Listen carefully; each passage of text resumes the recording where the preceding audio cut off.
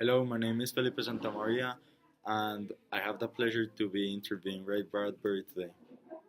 How are you today? Great, thank you. You? I'm very good, thank you. So let's get started. What intentions did you have when you wrote Fahrenheit 451? What did you hope to achieve? As you know, the book was written in 1953, just 9 years after the events of World War II. And it might not be clear to the normal reader, but if you really look deep into the two stories, you can see that they're very similar.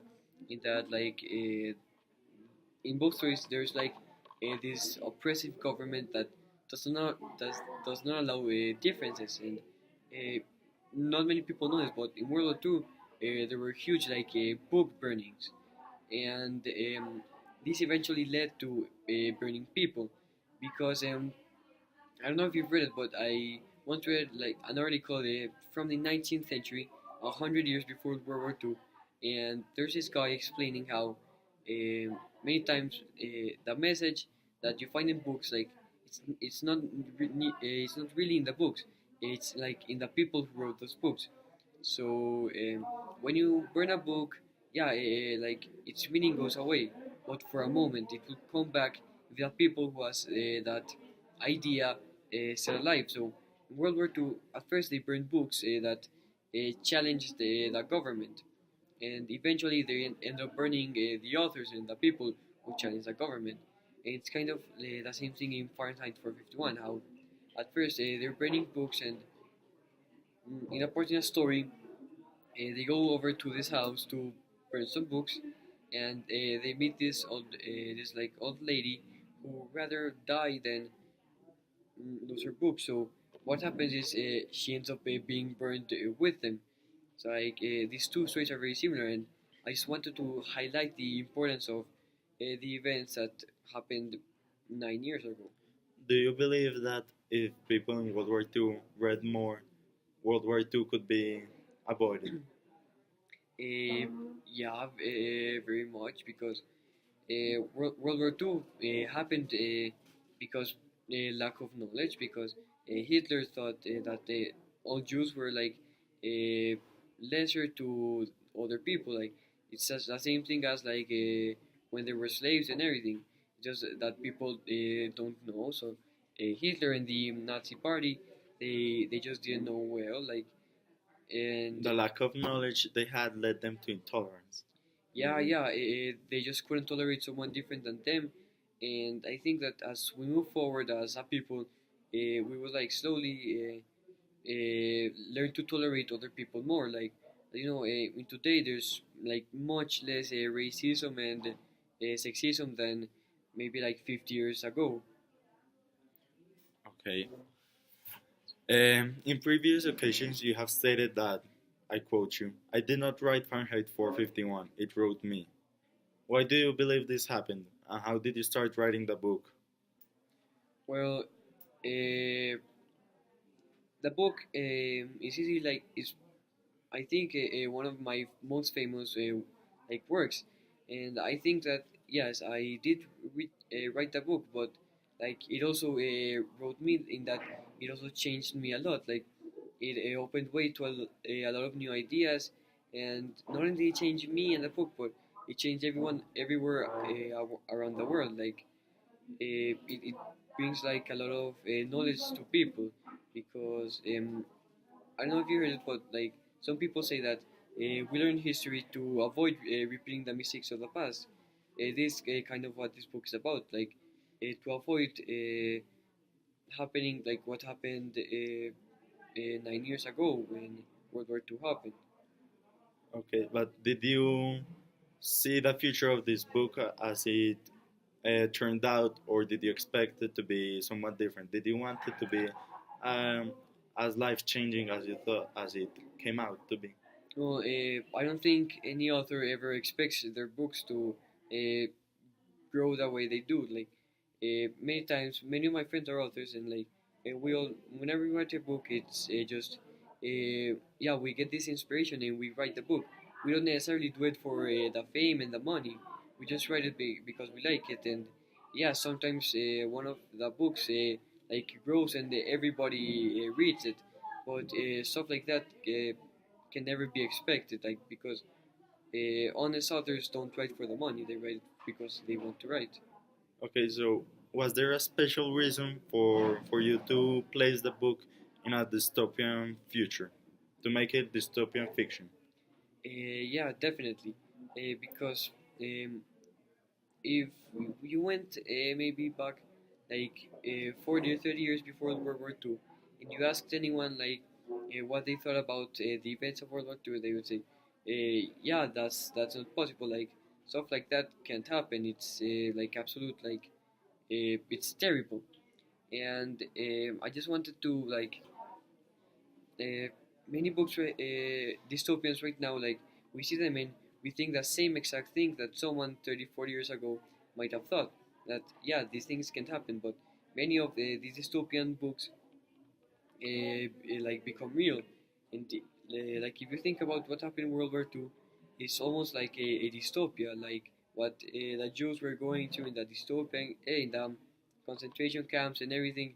And like if I wanted to highlight the similarities between the two events, I really had to like make the setting similar. Like even though when you read the book, like the city that it takes place in, it's like normal. There's like freedom. Everyone's normal. Everyone has jobs and everything. Like that's true. But yeah, the books are being burned, and like people are being burned just because they have books. It's a dystopia, just like World War II was in a way. Okay, so why did you develop Montag the way you did? Like he's he has such a change in the book. Did you foresee this before you started writing the book, or what did you have in store for him? Yeah, definitely he does have a change in the book, and it's really like when he meets Clarice that he really learns the importance of books. And I really wanted I didn't want Montag to just be the same character the entire book. I wanted him to have like a change and like to realize that books are important, because if I just place in a character that just for some random reason like books, like it wouldn't be very believable, because in that city that the book takes place in, almost everyone like has no interest for books and is okay with them burning it.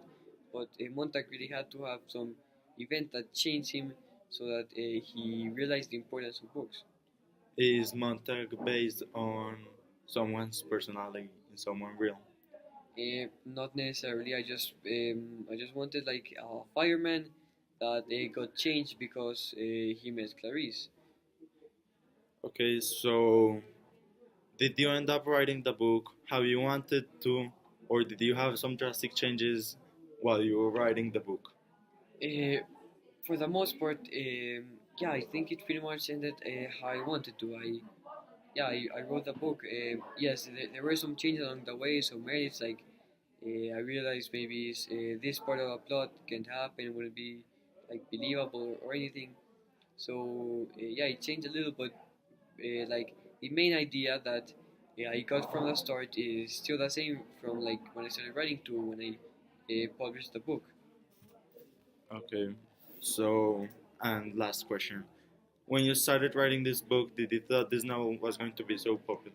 Uh, Not at all. Like as I mentioned previously, when I wrote this book, and when many write books, we don't necessarily do it like for the fame or anything. So when I wrote it, the reason we publish the books is because if it were for me, I could just write and not get paid anything, but I have to eat and everything. So yeah, I publish all my books. So yeah, and I didn't expect it to become such a like a world-changing book, but it did, and I'm glad it did, because it has a like a very important message. What do you want people to learn from the book? You have stated that the book conveys a really important message. What do you hope readers get from the book? Well, as time goes on, you have seen that people these days don't really read that many books. People are more into like series and movies, and yeah, that's okay. But I really think that if you read books, like it really gives you like more understanding and more knowledge. Like of the world we live around. And like I don't think it might happen this drastically, but I fear maybe sometimes that like in the future that people will be so disappreciative of books that they will just end up burning them. Like in the book, the reasons that books were burned is that because they made some people smarter. Like people who wanted to read books and read them, they got smarter. And as time goes on, and people like realize what books do, if like positions of power like being the president or something fall into the wrong hands, yeah, something like what happened in World War II might happen again.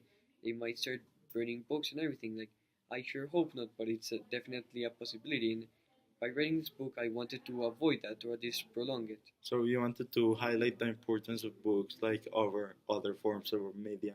Like for example, in the book you stated that 3 points why books were more important than movies and series, and overall the plot of the book states this. So this was like your overall main goal for the book. Yeah, that's true. Like that 3 points that Favor has, and also something is Montag's wife. Like many times when I portray her in the book, she's like always like seeing TV and in the parlor. So like I just wanted to show like yeah, TVs and series are great. I watch them, but like many times people like just watch them in excess. You can like anything in excess is bad. So if people like get too like into series and movies, maybe books will be like left behind. And yeah, what I said before, like might happen. Okay. Thank you for your time. And this was the interview with Ray Bradbury. Thank you for watching.